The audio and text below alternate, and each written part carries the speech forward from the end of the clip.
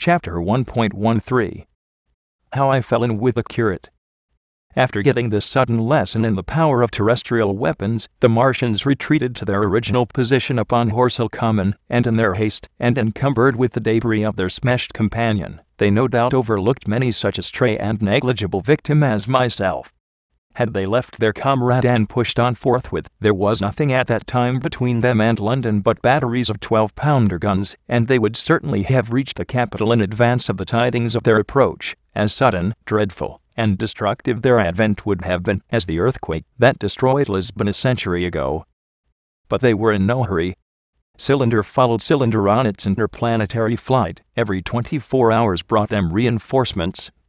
And meanwhile the military and naval authorities, now fully alive to the tremendous power of their antagonists, worked with furious energy.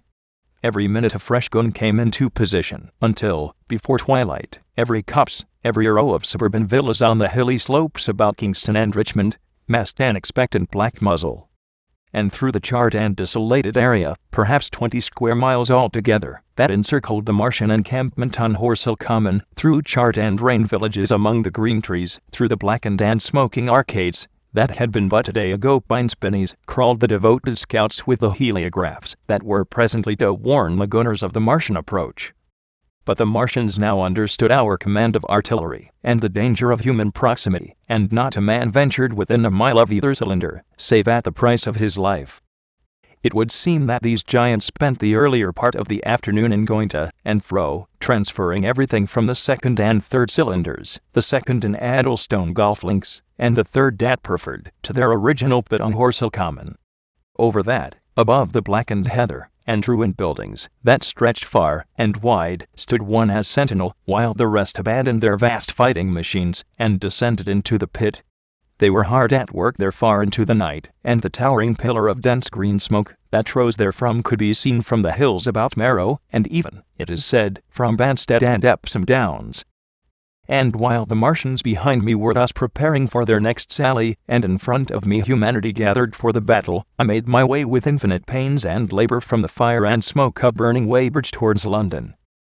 I saw an abandoned boat, very small and remote, drifting downstream, and throwing off the most of my sodden clothes, I went after it, gained it, and so escaped out of that destruction. There were no oars in the boat, but I contrived to paddle, as well as my parboiled hands would allow, down the river towards Halliford and Walton, going very tediously, and continually looking behind me, as you may well understand. I followed the river, because I considered that the water gave me my best chance to escape should these giants return. The hot water from the Martians' overthrow drifted downstream with me, so that for the best part of a mile I could see little of either bank. Once, however, I made out a string of black figures hurrying across the meadows from the direction of Weybridge. Halliford, it seemed, was deserted, and several of the houses facing the river were on fire. It was strange to see the place quite tranquil, quite desolate under the hot, blue sky, with the smoke and little threads of flame going straight up into the heat of the afternoon. Never before had I seen houses burning without the accompaniment of an obstructive crowd.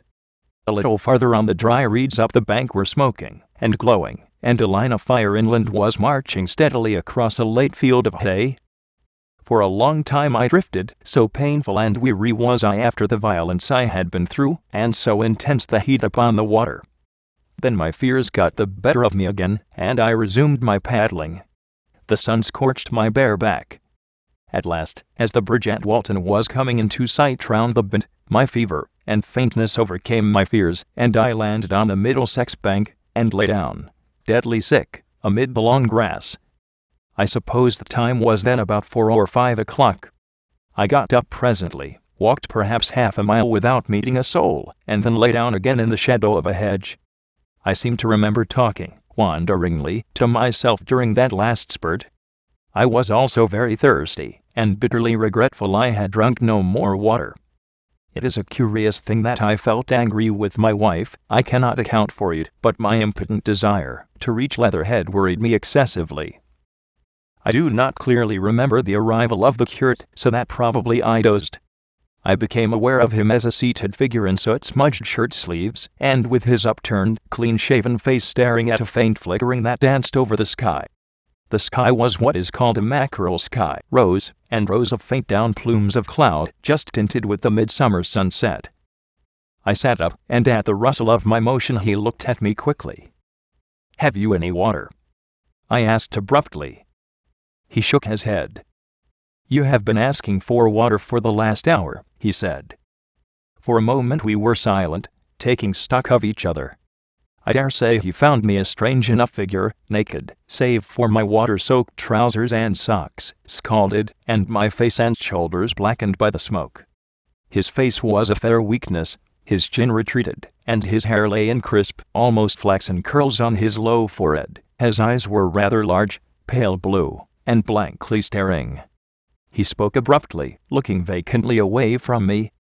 "What does it mean?" he said. "What do these things mean?" I stared at him and made no answer. He extended a thin white hand, and spoke in almost a complaining tone. "Why are these things permitted? What sins have we done?"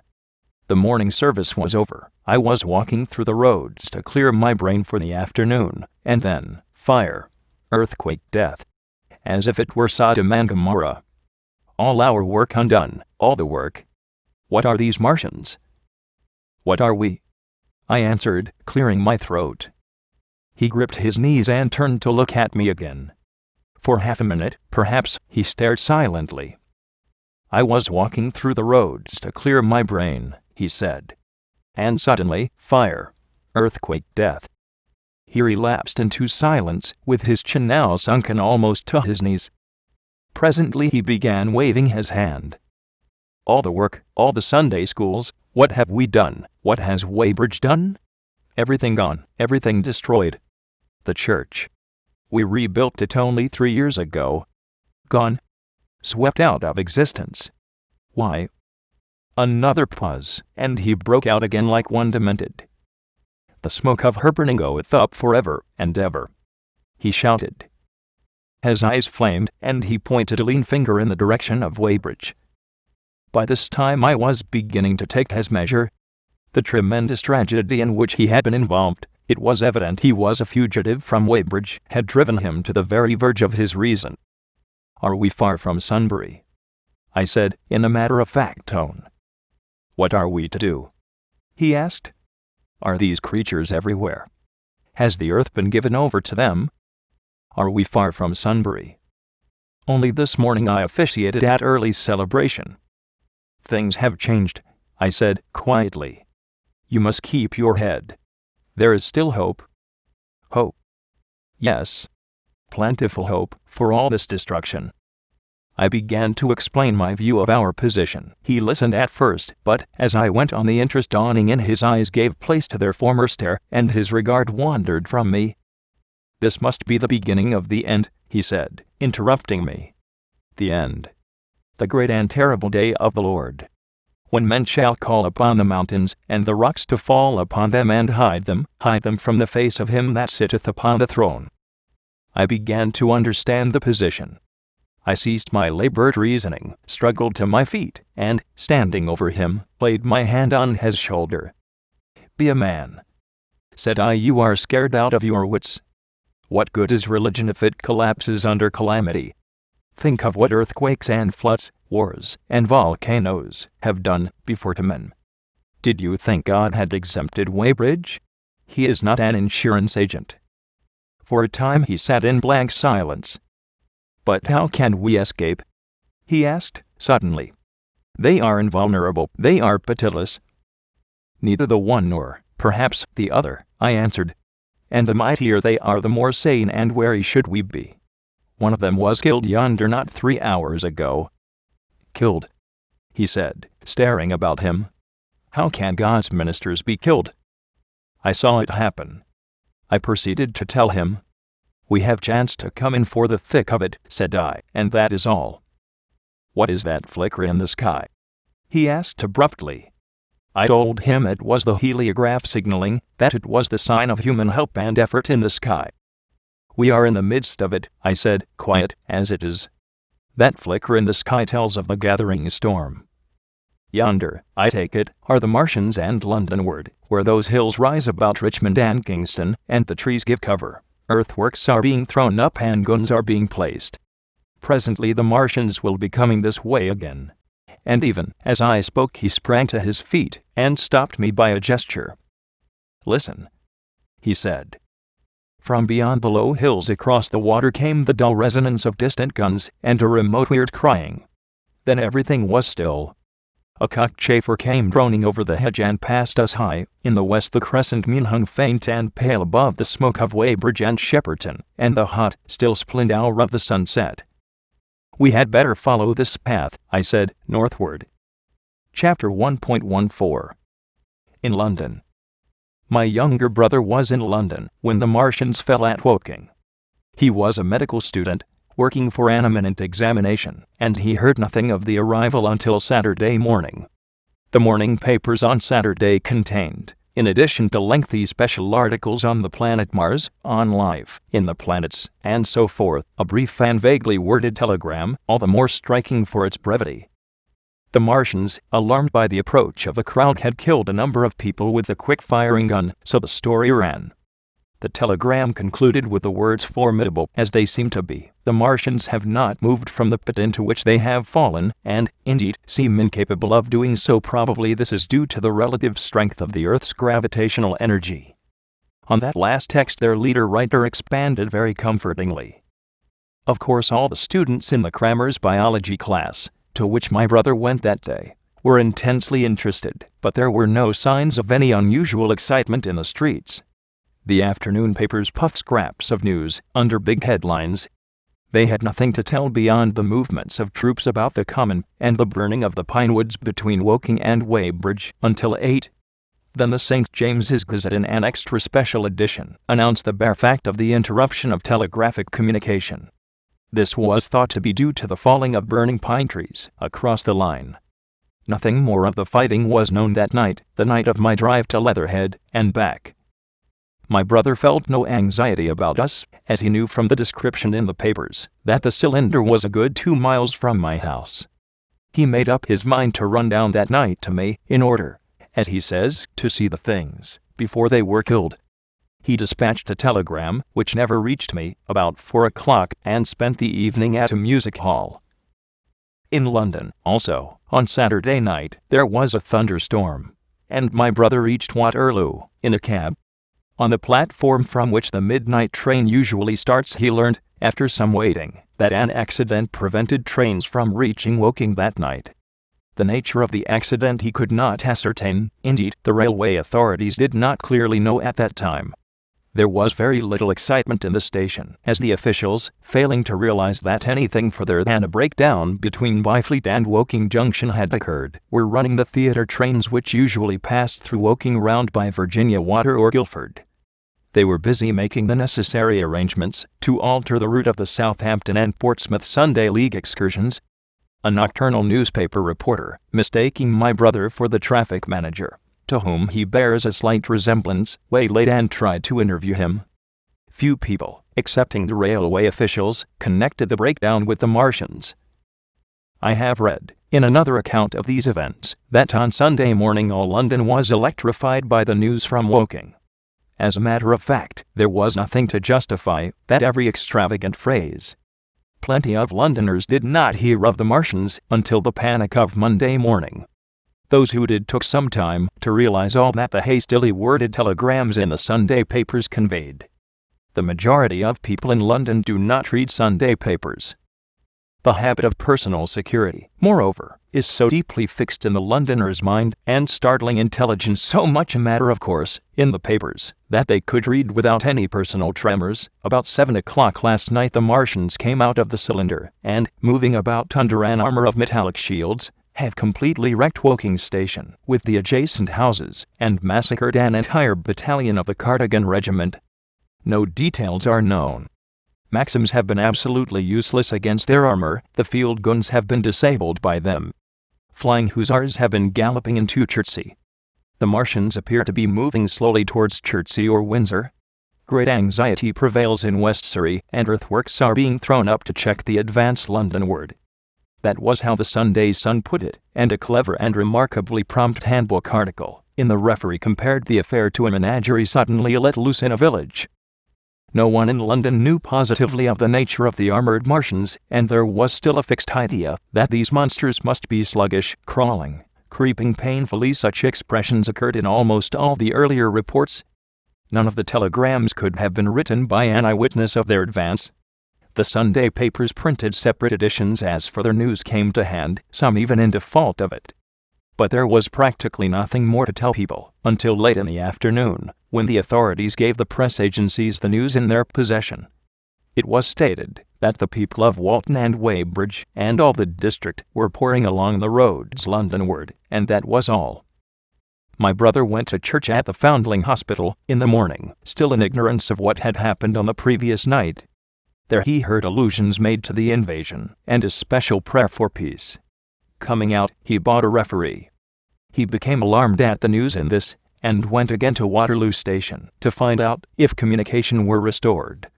The omnibuses, carriages, cyclists, and innumerable people walking in their best clothes seemed scarcely affected by the strange intelligence that the news vendors were disseminating. People were interested, or, if alarmed, alarmed only on account of the local residents. At the station he heard for the first time that the Windsor and Chertsey lines were now interrupted. The porters told him that several remarkable telegrams had been received in the morning from Byfleet and Chertsey stations, but that these had abruptly ceased. My brother could get very little precise detail out of them. "There's fighting going on about Weybridge," was the extent of their information. The train service was now very much disorganized. Quite a number of people who had been expecting friends from places on the Southwestern network were standing about the station. One gray-headed old gentleman came and abused the Southwestern company bitterly to my brother. "It wants showing up," he said. 1 or 2 trains came in from Richmond, Putney, and Kingston, containing people who had gone out for a day's boating and found the locks closed and a feeling of panic in the air. A man in a blue and white blazer addressed my brother, full of strange tidings. "There's hosts of people driving into Kingston in traps and carts and things, with boxes of valuables, and all that," he said. "They come from Molesey and Weybridge and Walton, and they say there's been guns heard at Chertsey, heavy firing, and that mounted soldiers have told them to get off at once before the Martians are coming. We heard guns firing at Hampton Court Station, but we thought it was thunder. What the dickens does it all mean? The Martians can't get out of their pit, can they?" My brother could not tell him. Afterwards he found that the vague feeling of alarm had spread to the clients of the Underground Railway, and that the Sunday excursionists began to return from all over the southwestern Longbarns, Wimbledon, Richmond Park, Kew, and so forth, at unnaturally early hours, but not a soul had anything more than vague hearsay to tell of. Everyone connected with the terminus seemed ill-tempered. About 5 o'clock the gathering crowd in the station was immensely excited by the opening of the line of communication, which is almost invariably closed, between the southeastern and the southwestern stations, and the passage of carriage trucks bearing huge guns and carriages crammed with soldiers. These were the guns that were brought up from Woolwich and Chatham, to cover Kingston. There was an exchange of pleasantries. "You'll get eaten," "We're the beast tamers," and so forth. A little while after that a squad of police came into the station and began to clear the public off the platforms, and my brother went out into the street again.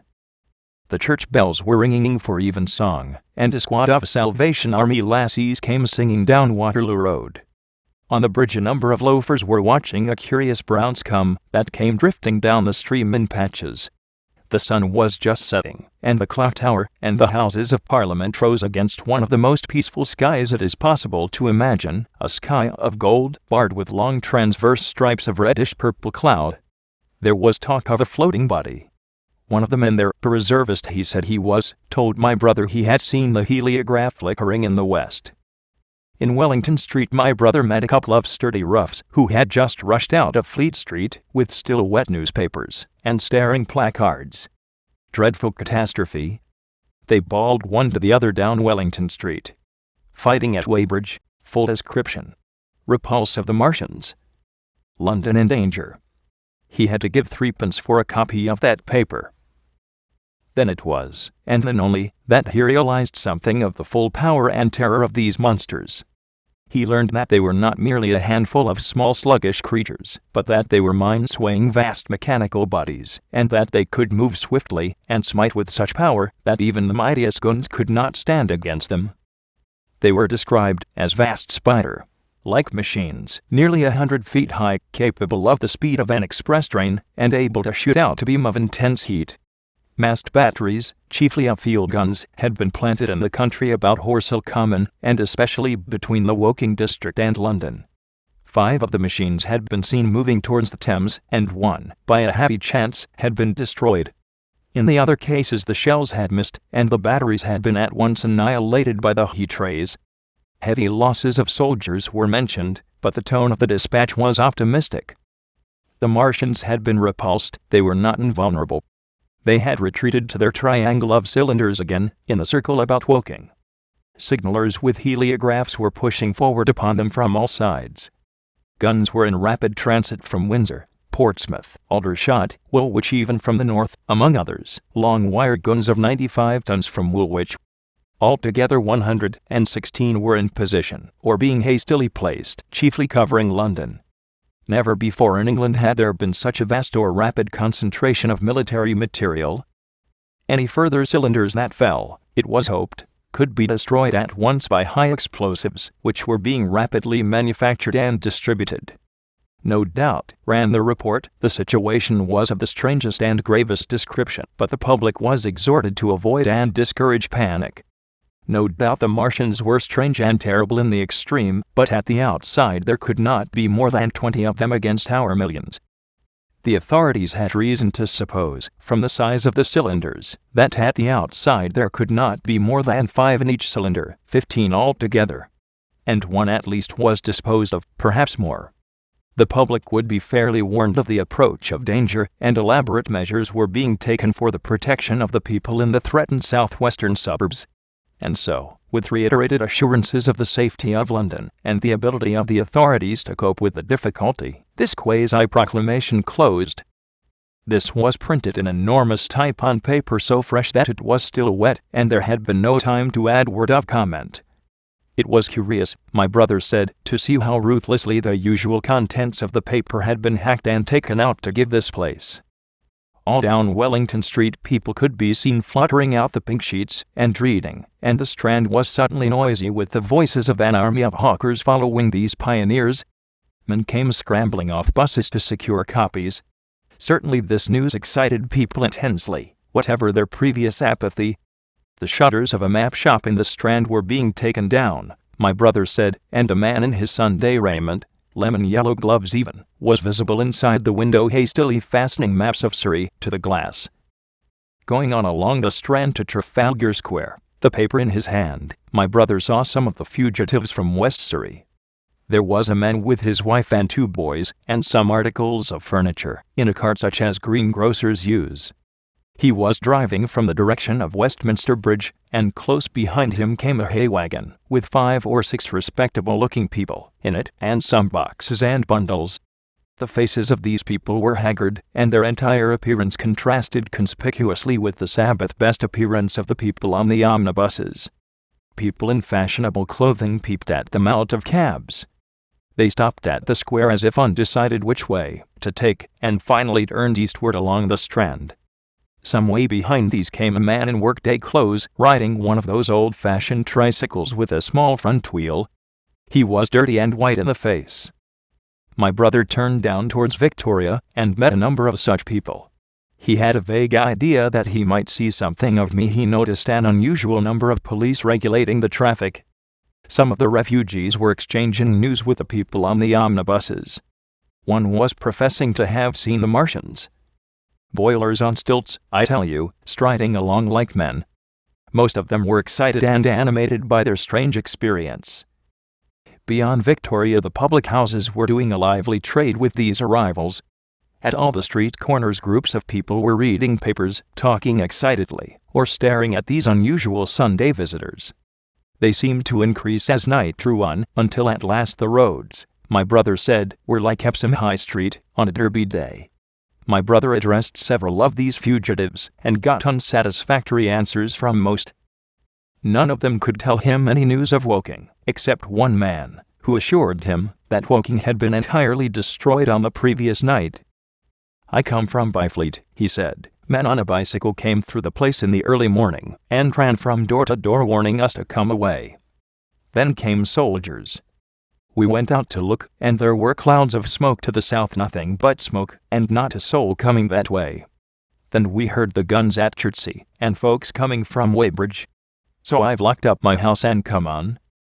At the time there was a strong feeling in the streets that the authorities were to blame for their incapacity to dispose of the invaders without all this inconvenience. About 8 o'clock a noise of heavy firing was distinctly audible all over the south of London. My brother could not hear it for the traffic in the main thoroughfares, but by striking through the quiet back streets to the river he was able to distinguish it quite plainly. He walked from Westminster to his apartments near Regent's Park, about 2. He was now very anxious on my account, and disturbed at the evident magnitude of the trouble. His mind was inclined to run, even as mine had run on Saturday, on military details. He thought of all those silent, expectant guns of the suddenly nomadic countryside. He tried to imagine boilers on stilts 100 feet high. There were 1 or 2 cartloads of refugees passing along Oxford Street, and several in the Marylebone Road, but so slowly was the news spreading that Regent Street and Portland Place were full of their usual Sunday night promenaders, albeit they talked in groups, and along the edge of Regent's Park there were as many silent couples walking out together under the scattered gas lamps as ever there had been. The night was warm and still, and a little oppressive. The sound of guns continued intermittently, and after midnight there seemed to be sheet lightning in the south. He read and reread the paper, fearing the worst had happened to me. He was restless, and after supper prowled out again aimlessly. He returned, and tried in vain to divert his attention to his examination notes. He went to bed a little after midnight, and was awakened from lurid dreams, in the small hours of Monday, by the sound of door knockers, feet running in the street, distant drumming, and a clamor of bells. Red reflections danced on the ceiling. For a moment he lay astonished, wondering whether day had come, or the world gone mad. Then he jumped out of bed and ran to the window. His room was an attic, and, as he thrust his head out, up and down the street there were a dozen echoes to the noise of his window sash, and heads, in every kind of night disarray, appeared. Inquiries were being shouted. "They are coming!" bawled a policeman, hammering at the door. "The Martians are coming!" and hurried to the next door.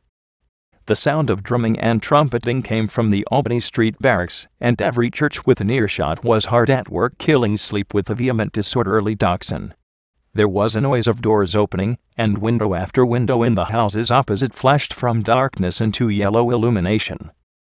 Up the street came galloping a closed carriage, bursting abruptly into noise at the corner, rising to a clattering climax under the window, and dying away slowly in the distance.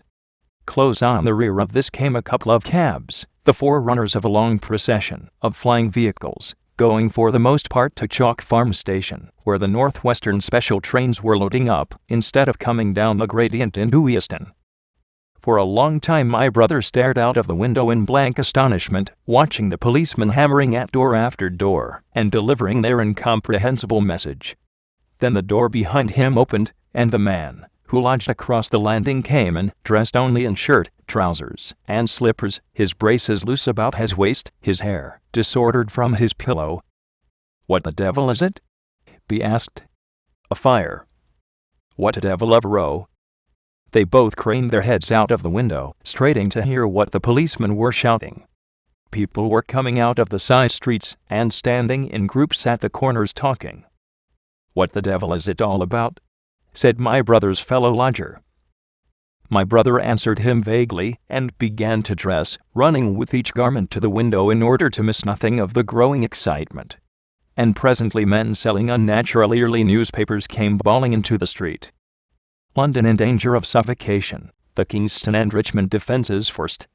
Fearful massacres in the Thames Valley."